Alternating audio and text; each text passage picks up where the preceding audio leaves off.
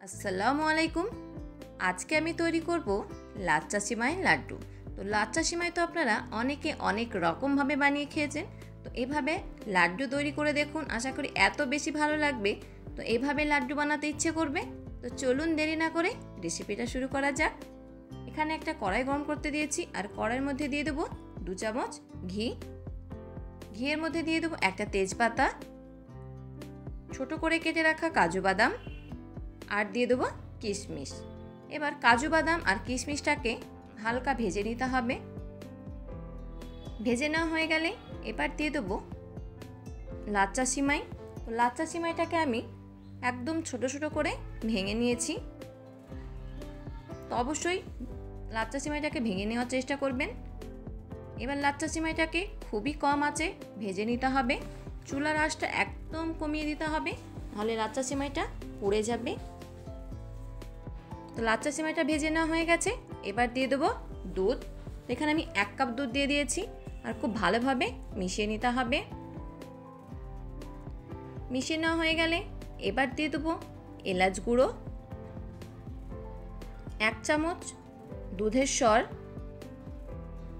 1 চামচ দিয়ে দেবো গুঁড়ো দুধ। দুধের স্বরটা না থাকলে আপনারা 2 চামচ গুঁড়ো দুধ দিয়ে দেবেন। খুব ভালোভাবে আবারও মিশিয়ে নেব। মিশিয়ে নেওয়া হয়ে গেলে এবার দিয়ে দেবো চিনি। এখানে আমি পুরো 1 কাপ চিনি দিয়েছি, আর দিয়ে দেবো সামান্য পরিমাণ ফুড কালার। এটা পুরোপুরি অপশনাল, আপনারা চাইলে এটা নাও দিতে পারেন। আবারও খুব ভালোভাবে মিশিয়ে নেব, আর খুব জাল করে এটাকে রান্না করে নিতে হবে, যাতে চিনিটা খুব ভালোভাবে গলে যায়। সবশেষে দিয়ে দেবো 1 চামচ ঘি, আর ঘিটা দেওয়ার পর আবারও খুব ভালোভাবে মিশিয়ে নেব, আর তাহলেই মিশ্রণটা তৈরি হয়ে যাবে। এবার চুলাটা বন্ধ করে নিয়ে মিশ্রণটাকে নামিয়ে নেব, আর হালকা একটু গরম অবস্থাতেই লাড্ডু তৈরি করে নিতে হবে। তো এখানে আমি মিডিয়াম সাইজের লাড্ডু তৈরি করে নিচ্ছি। আপনার চাইলে এর থেকে ছোট কিংবা এর থেকে বড়ও লাড্ডু তৈরি করে নিতে পারেন। আমার একটা লাড্ডু তৈরি করে নেওয়া হয়ে গেছে। তো এভাবে আমি বাকি লাড্ডুগুলো তৈরি করে নেব।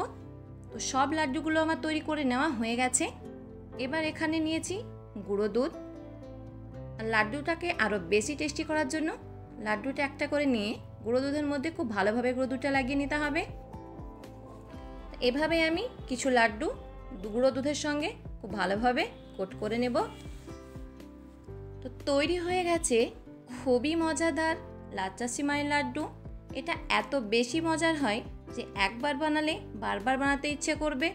আমার এই লাচ্চা সিমাই লাড্ডুর রেসিপিটা যদি ভালো লাগে অবশ্যই আমাকে কমেন্ট করে জানাবেন। আমার চ্যানেলে যদি নতুন হন আমার চ্যানেলটাকে সাবস্ক্রাইব করে দেবেন। আবার নিয়ে চলে আসবো নতুন কোনো একটা রেসিপি। সবাই ভালো থাকবেন। আসসালামু আলাইকুম।